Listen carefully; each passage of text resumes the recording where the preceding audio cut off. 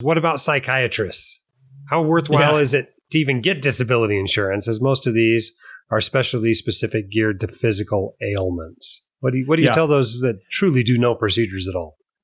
Well, here's what I say. I say the majority of disabilities, there's been different studies out there, but I think like 75% of disabilities come from illnesses, not injuries.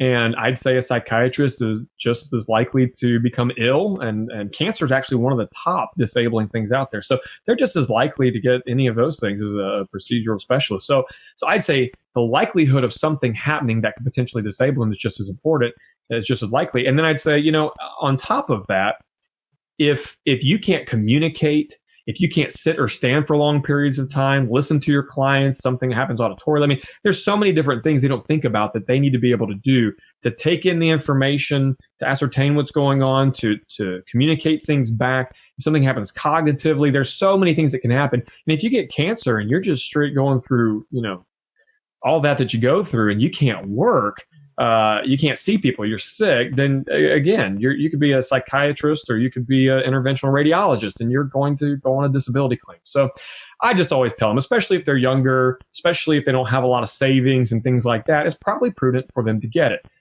If I'm in their shoes, I'd rather pay 2 to 3% of my salary. I'd rather bring home 97% of my salary and know that 60% of it, almost 100% of my take-home pay is protected in case something happens, than to think I saved 2 or 3% of my income. And something happens and I don't bring it home. So I just think it's super important to protect the income, even for a psychiatrist or anybody that's non-procedural.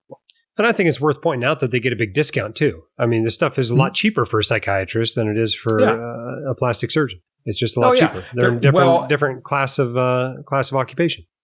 Yeah. And the thing is you said discount. It's just rate classes. I mean, they have different rate classes. And so someone who is some type of an interventional proceduralist type person is going to be like a 3M or a 3AM. And then the numbers go up from there. They get up to 6M, 6AM, whatever the company's using.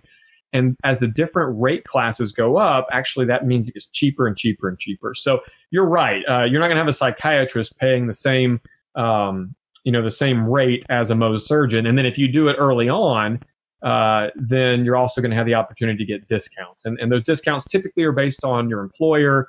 Are there discounts set up? Is it a big employer or not? Can you go in with several people to get it? There's all sorts of things you can do to get discounts. But yeah, you're getting a cheaper rate as a psychiatrist or someone who's not doing procedures, and then look for discounts. We find them for residents, for fellows, for attendings who've been attending for 20 years. I mean, there's discounts out there for you most of the time.